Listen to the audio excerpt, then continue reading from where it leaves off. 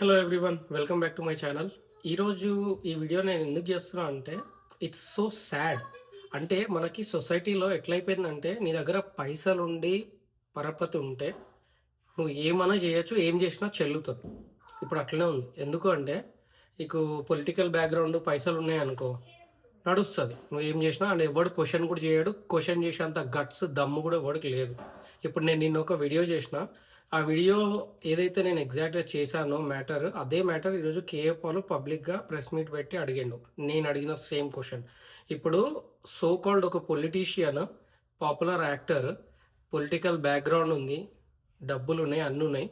కాబట్టి అయినా ఇప్పుడు గరికపాటి శివాజీ అన్నదానికంటే వరస్ట్గా మాట్లాడాడు. 100 కాదు, 1000% వర్స్ట్‌గా మాట్లాడాడు. అతని మీద ఎవరన్నా మన మహిళా కమిషన్ కేసులు పెట్టడము, లేకపోతే మీడియాలో అది ఇది చేయడము, లేకపోతే ఈ సోషల్ మీడియా ఇన్‌ఫ్లుయెన్సర్స్ ఎవరైతే ఉన్నారో అడ్డదిడ్డంగా మాట్లాడుతున్నారు, వీళ్ళందరికీ దమ్ముందా మాట్లాడడానికని అడిగిన. అదే క్వెషన్ ఈరోజు కేఏ పాల్ అడిగాడు.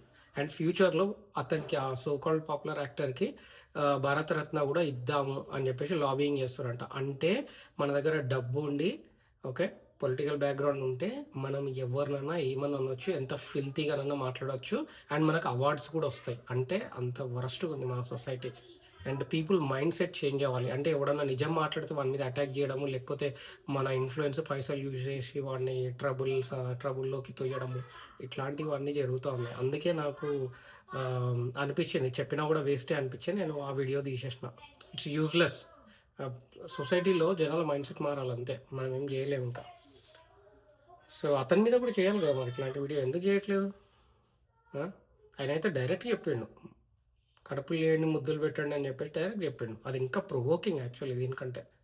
ఏమో, సరే వాట్ ఎవర్. నేను నా యూఎస్లో జర్నీ గురించి, ఊబర్ గురించి, వాటి గురించి, వీటి గురించి, అండ్ నా ఐటీ జాబ్ గురించి, నేను మిలిటరీలో సర్వ్ చేసిన దాని గురించి, అండ్ ఇక్కడ జరిగే ఇన్సిడెంట్స్ గురించి అవి ఇవి వీడియోలు చేద్దాం అనుకుంటున్నాను. So every now and then current issues కూడా కవర్ చేస్తాను. Because we are being part of the society, we should sometimes raise our voice and say what is truth.